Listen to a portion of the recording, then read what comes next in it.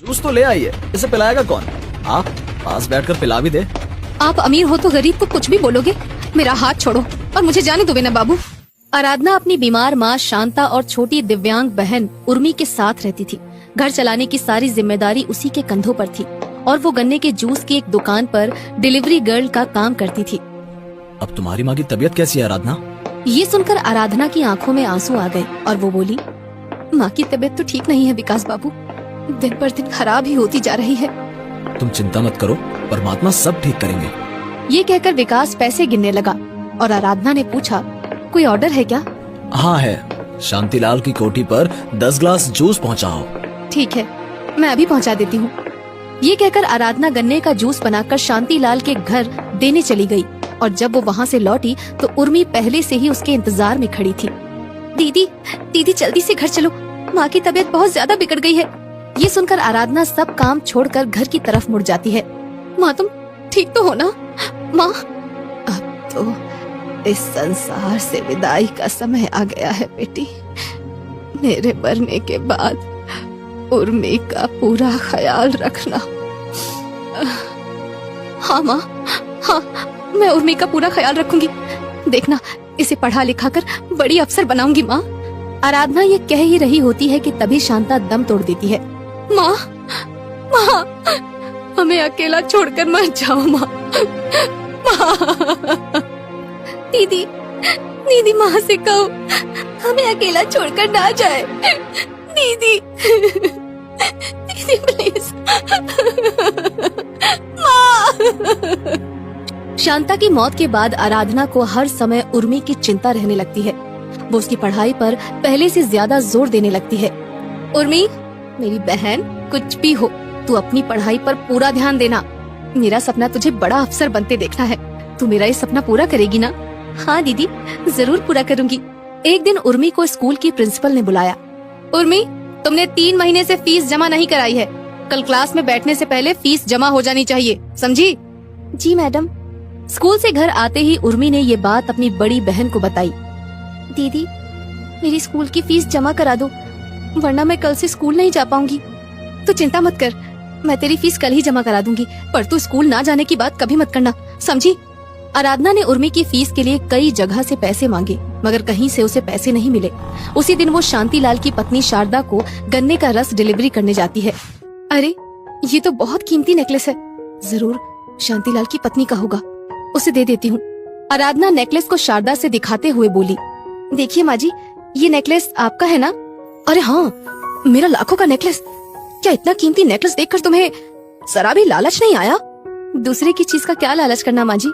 ये सुनकर शारदा बहुत खुश हुई और उसे कुछ रुपए देते हुए बोली, ये लो तुम्हारी ईमानदारी का इनाम, तुमने मेरा लाखों का नुकसान होने से बचा लिया। नहीं माँ जी, मुझे कोई इनाम नहीं चाहिए। तो फिर क्या चाहिए? ये सुनकर आराधना की आंखों में आंसू तैरने लगे और वो बोली, अगर कुछ देना ही है तो मुझे थोड़ा कर्ज दे दीजिए, मुझे अपनी छोटी बहन की स्कूल की फीस जमा करनी है। तेरे जैसी भली लड़की को मैं मना नहीं कर सकती, तुझे जितना कर्ज चाहिए मिल जाएगा। शारदा ये कह ही रही थी कि तभी उसका बेटा विनय वहाँ पर आ जाता है और बोलता है, ये कर्ज लौटा भी देगी मॉम, कहीं बाद में पछताना न पड़े, सोच लो। मुझे हीरे और कंकड़ का फर्क अच्छी तरह से मालूम है बेटा, ये आराधना खरा हीरा है, हीरा।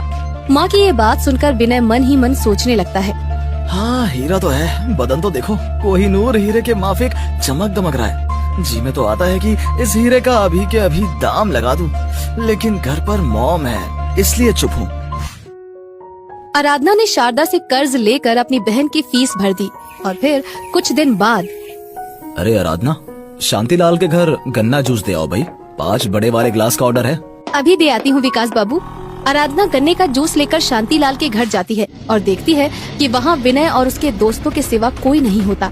जूस तो ले आई है, इससे पिलाएगा कौन? आ पास बैठकर पिला भी दे। आप अमीर हो तो गरीब को कुछ भी बोलोगे। मेरा हाथ छोड़ो और मुझे जाने दो विनय बाबू। अगर मैं हाथ ना छोड़ू तो क्या करोगी? मैं चिल्लाऊंगी और तुम्हारी बदतमीजी के बारे में सबको बता दूंगी। अगर मैं तुमको मुँह मांगे पैसे दूं तो? ये सुनकर आराधना को विनय पर क्रोध आ जाता है। मैं एक इज्जतदार गरीब लड़की हूँ विनय बाबू, मैं कोई बाजारू लड़की नहीं जो तुम्हारे पैसे पर मर जाऊँ। अब बहुत हुआ, आगे एक शब्द भी मत बोलना, बस। तू क्या समझती है कि मैं तेरी धमकी से डर जाऊंगा? मेरे पास इतना पैसा है कि तेरे जैसी बीसियों को खरीद लूं। चल चुप करके आ इधर। ये कहकर विनय ने आराधना का हाथ पकड़कर अपनी तरफ खींचने की कोशिश की, मगर तभी वहाँ शारदा आ गई और उसे देखते ही आराधना फूट फूट कर रोने लगी। विनय, ये क्या है? कुछ नहीं माँ, मैं तो बस इसके साथ मजाक कर रहा था। आपके अमीर बेटे और इनके दोस्तों ने मेरे साथ जबरदस्ती करने की कोशिश की है माँ जी। ये सुनकर शारदा बोलती है, मेरा बेटा इतना नीचे गिर सकता है, मैं कभी सोच भी नहीं सकती थी। मैं इसे और इसके दोस्तों को अभी पुलिस के हवाले करती हूँ। रहने दीजिए माँ जी, मेरी इज्जत बच गई, वही बहुत है। कैसे रहने दूँ? किसी लड़की की इज्जत की क्या कीमत होती है, ये सबक तो इनको सिखाना ही पड़ेगा। ये कहकर शारदा ने पुलिस को फोन कर दिया और हम आराधना से माफी मांग लेते हैं मॉम, हमें पुलिस थाने मत भेजो प्लीज, हम आगे कभी ऐसी हरकत भूलकर भी नहीं करेंगे। ऐसे गंभीर अपराध के लिए माफी कोई मायने नहीं रखती बेटा, इसकी सजा तो तुम सबको भुगतनी ही पड़ेगी। इंस्पेक्टर, ले जाओ इनको। पुलिस विनय और उसके दोस्तों को थाने में ले जाती है और फिर शारदा आराधना के आगे हाथ जोड़कर बोलती है, बेटी, मैं अपने बेटे की करतूत के लिए बहुत शर्मिंदा हूँ, हो सके तो माफ कर देना मुझे। कसूरवार को तो आपने सजा दे दी है माँ जी, फिर आप माफी क्यों मांग रही हैं? क्योंकि मैंने उसे दौलत तो बहुत दी मगर संस्कार न दे सकी, जो दौलत से भी ज्यादा जरूरी है। ये कहकर शारदा रोने लगती है। अब क्या हुआ माँ जी, क्या बेटी से दूर होने का दुख सताने लगा है आपको? दूर होने का नहीं, बल्कि उसके भविष्य की चिंता सताने लगी है बेटी। मैं तो उसके लिए तुम्हारा हाथ मांगने वाली थी, मगर निकम्मे ने सब चौपट कर दिया। ये सुनकर आराधना चौंक जाती है। मेरा हाथ माँ जी? पर मैं तो बहुत गरीब लड़की हूँ, पर गुणों और विचारों में हमसे बहुत अमीर हो, मुझे ऐसी ही बहू चाहिए थी बेटा। ये कहकर शारदा चुप हो गई और आराधना भी वहाँ से चली गई।